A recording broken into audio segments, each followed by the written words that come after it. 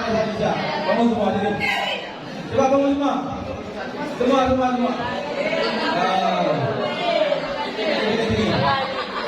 Halo, ke sini. Ada.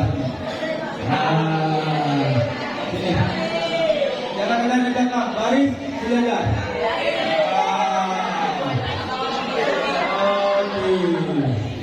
Baris sejajar. Seperti ustaz kata, kita tidak boleh ikut berkelompok, harus berinteraksi semua apa kalian di kelompok. Ini berarti harus bisa nyanyi. Lagu apa? Lagu apa yang bisa? Ayo, lagu apa yang bisa? Siapa? Kata kita, kamu apa namanya? Bola diberi pengen kemana? Ini kemana? Oh, sekali cuma pakai. Kamu rambut besar pernah butuh cerah? Rambut jauh, berarti kalau besar pasti bisa ya. Kalau jauh hanya nampak ya.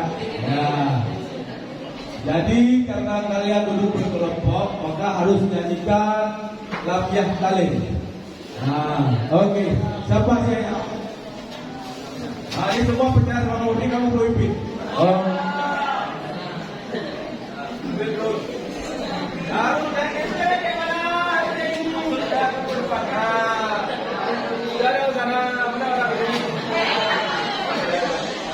Abang mau baca itu ya? Mau baca? Ngadu, kamu di depan, kamu di depan, kamu ada di sana. Lihat tuh. Itu ada geling-geling kamu.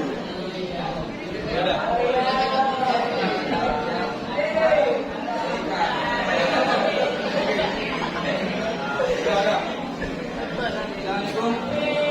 Assalamualaikum warahmatullahi wabarakatuh.